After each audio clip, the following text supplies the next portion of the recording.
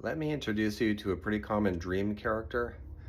This is the 9th video in my series on decoding your dreams.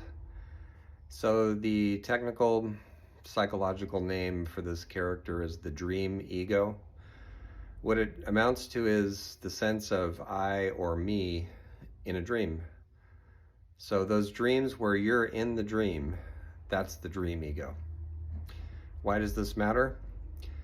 Because contrary to some opinions, the dream ego's actions, feelings, way of being in the dream, at least for me, are actually in many cases, least interesting parts of the dream. And why is that? Because in the dream, we will tend to behave the way we do in conscious daily life, which means we have all our biases, all our blind spots, all the baggage that we drag around.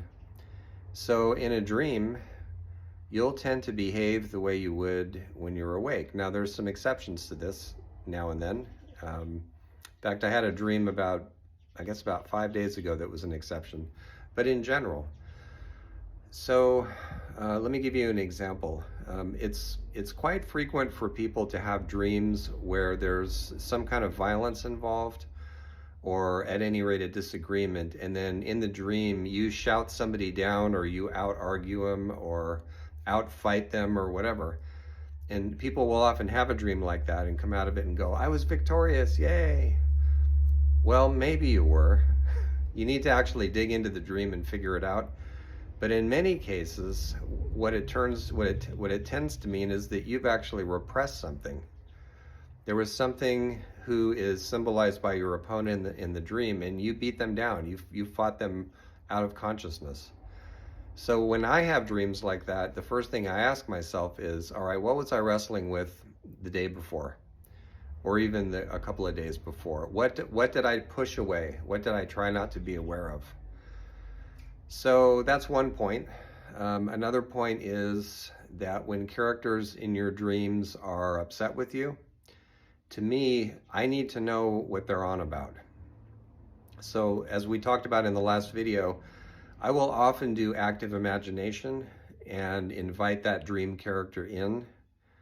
And when I'm in a nice daydreamy state, I will ask the character, why are you upset with me? And I've found that they nearly always have valid reasons for it. There's something I overlooked. There's something I did that I shouldn't have done, or that I should have done that I didn't. So the dream characters oftentimes will show up in a kind of exaggerated temper or mood because they've been ignored for so long that you haven't been listening to them. So that's worth noting. I'm thinking of a student of mine who had a series of dreams about a terrorist who was after her. And she started talking to this character in active imagination and softening up her dream ego a bit, in the sense of being open to, what is this? What's trying to talk to me in this kind of violent, scary form? And as she worked with this figure, it got more and more peaceful. And finally, in one of the last dreams that she had, she was sitting next to it, and she said, what do you want? Why are you after me?